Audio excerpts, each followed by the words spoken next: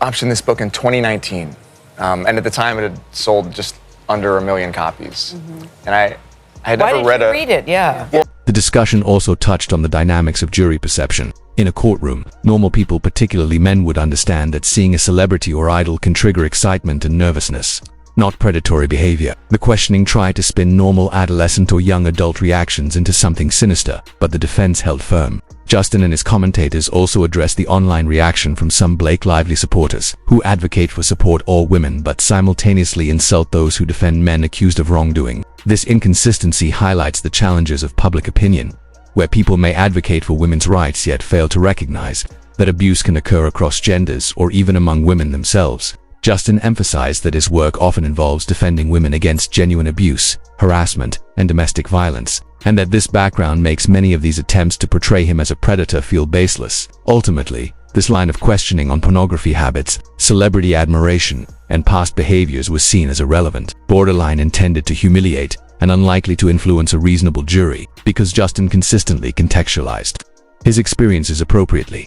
Justin went on to discuss the online reaction to the case, noting that some of Blake Lively's supporters would say things like, "You should support all women," but then immediately insult him personally, calling him fat and gay. He acknowledged both labels without issue, pointing out that such attacks reveal more about the people making them than about him. He emphasized that there will always be individuals with low IQ or bad faith arguments, and trying to convince them otherwise is exhausting. The best approach, he said, is to engage only with those capable of rational discourse. The deposition then shifted to questions about another filmmaker, Claire Ayoub, who had directed a movie called Empire Waste, produced by Wayfarer Studios. Claire had secretly recorded a conversation with Justin's co-founder Steve Sarowitz and later gave it to Blake Lively. In the recording, Justin made a comment about defending his studio like Israel defended against Hamas, which Blake interpreted as threatening. When asked about Claire, Justin stated he had never heard from anyone, including Claire, that she had problems with his behavior during production. He acknowledged reading her declaration, in which she claimed repeated negative interactions and verbal abuse by him.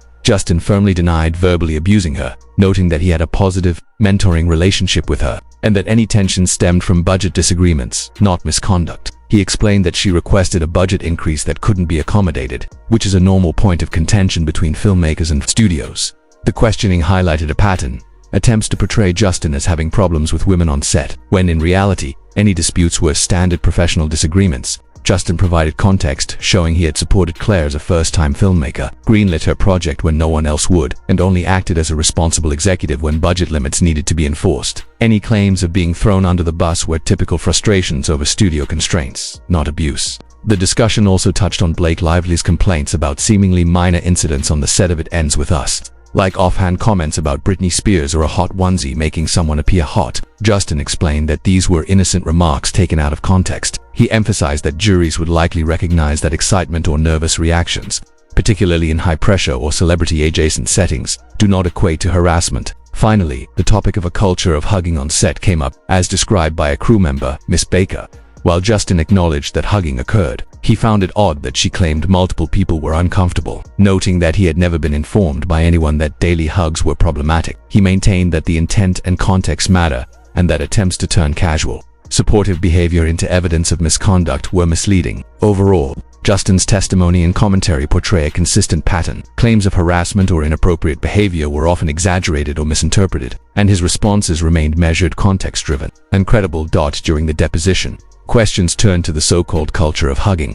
On the set of It Ends With Us, Justin explained that while some crew members, like Miss Baker, claimed multiple people were uncomfortable with hugging, he found it odd because he had never been informed anyone objected directly. He emphasized that a culture of hugging implies a normalized behavior, and if someone participates or chooses to be part of that culture, they are effectively consenting. The idea that one person's objection could unilaterally change the culture didn't make logical sense to him. Justin recounted specific instances where, aware of complaints, he had adjusted his behavior, opting for high fives instead of hugs to respect boundaries, showing he was already taking care to avoid discomfort. The suggestion that this could constitute sexual harassment, he argued, was a mis. He noted that for behavior to meet legal definitions of harassment, it must be severe and pervasive enough that an objective person would see it as constituting harassment. Hugging on set, even if some were uncomfortable, did not meet that standard. The conversation then drifted into the steric phenomenon, meeting celebrities and being excited. He used Britney Spears as an example, When he met her, he was nervous and flustered. Not attempting harassment, he explained that being starstruck is a natural, human reaction,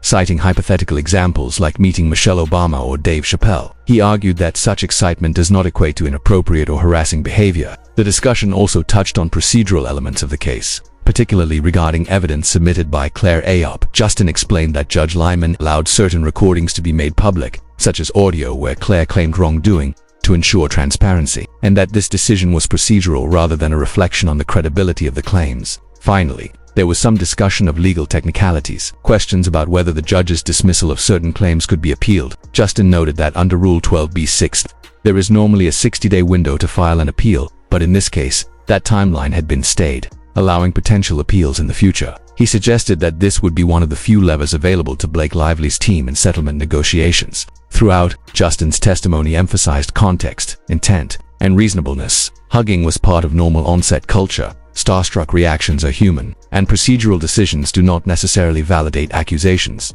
Justin and the commentators shifted into lighter territory, sharing personal stories. One funny moment involved his daughter calling him out. She said, "Dad, you got a big back," which he clarified was just a way of saying he's fat. They also shared a sweet story about meeting Leslie Jones after her show. She stayed afterward to talk to every fan, showing incredible energy and generosity. Justin reflected on meeting celebrities in general, how being starstruck is natural, whether it's Britney Spears, Michelle Obama, or Dave Chappelle, and that these reactions don't equate to harassment. The conversation returned to legal matters, focusing on the Rule 12b-6 dismissal by Judge Lyman. Justin and the commentators discussed how Wayfarer Studios could have amended the complaint after discovery, revealed more evidence, particularly regarding Ryan and Leslie. The main issue in the judge's dismissal was the perceived lack of tangible financial harm, which made proving malice difficult under the law. Justin explained that while malice doesn't require mean-spirited intent, it generally hinges on financial motivation. They agreed that the case could have been strengthened to survive a 12b-6 motion if more time had been allowed and the discovery had been fully considered. Many attorneys reportedly believed the dismissal was premature. They discussed whether the case would go to trial in May. While acknowledging some factual disputes, like contract issues, they doubted the sexual harassment claims would succeed. Judge Lyman seemed skeptical of the allegations' severity and pervasiveness, which are required legally to constitute harassment. Even if all the claims were assumed true, the commentators and Justin felt the case would likely fail in court. To illustrate what severe and pervasive sexual harassment actually looks like, they referenced the 1973 film Last Tango in Paris, where an actress was unknowingly subjected to a non-consensual scene on camera. That example, they noted, would clearly meet today's legal standards, contrasting it with the current case, where the alleged incidents did not rise to that level.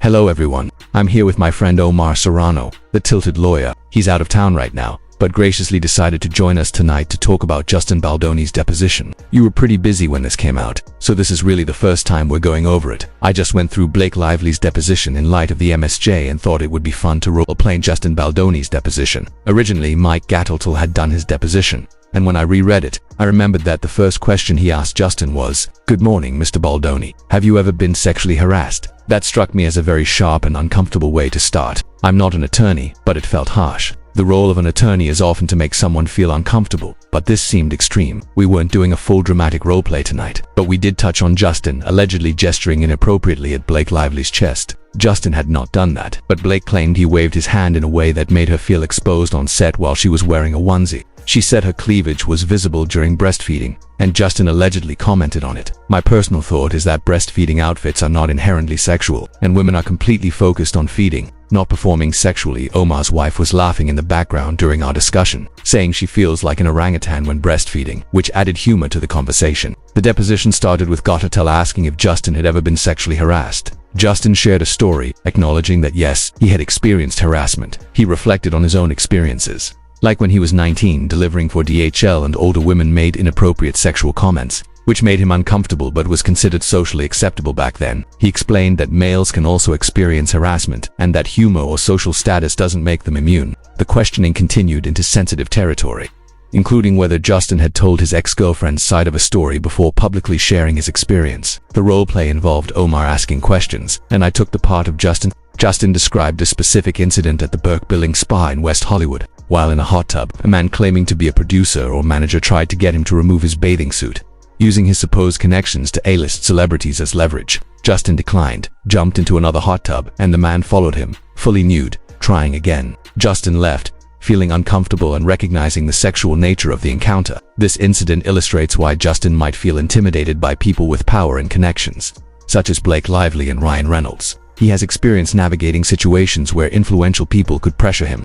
He clarified that he was never touched or threatened physically by this person, but the implied power dynamic and sexual pressure made him uncomfortable. So, he didn't assault you. I wouldn't call it assault. I don't believe I would characterize it that way. You were bigger and stronger than this guy, right? I would imagine so, though he wasn't someone the size of Dwayne Johnson or The Rock. If it had come to it, I probably could have handled him, but I'm not much of a fighter. I would have left. I didn't work for him and had no employment relationship with him. I think he told me his name, but I never tried to find him before or after talking about this incident in Glamour magazine, and I didn't give him an opportunity to make it right. I didn't name him, though I described him and the spot. We then moved to my college girlfriend. Yes, I believe she sexually assaulted me, though I'm not sure I would call it rape. This was something I confronted in therapy about 10 years later. Reconstructing what happened involved a lot of therapy, meditation, reflection, and discussions with my wife. It wasn't a single moment of realization, it was a journey, with memories shifting and coming back over time. The relationship was not good and lasted about a year and a half. During my freshman and sophomore years at Cal State Long Beach, she didn't attend college, but we shared a group of friends. Before going public with my story, I didn't attempt to contact her or any mutual friends. I wasn't aware that I needed her permission to share my experience publicly. A part of the trauma was that I had been saving myself for marriage and wasn't ready at the time. I was 18 when I met her, and although there have been some misinterpretations of my story, what I shared in my book differs from some of the public narratives. You've never described the incident when you lost your virginity as waking up to your college girlfriend having sex with you without your consent. No, that wasn't the story. There was a moment later in the relationship where she woke me up while on top of me.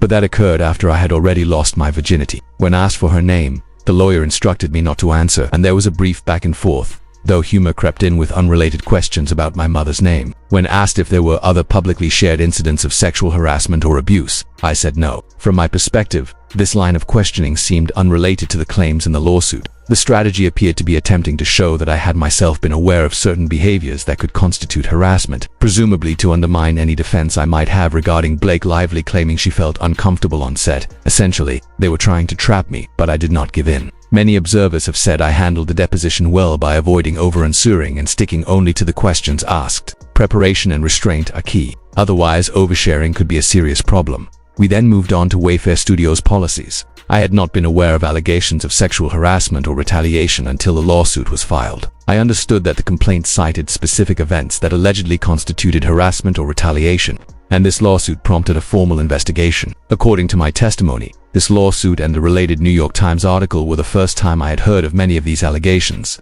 and I disagreed with their characterization regarding company policy.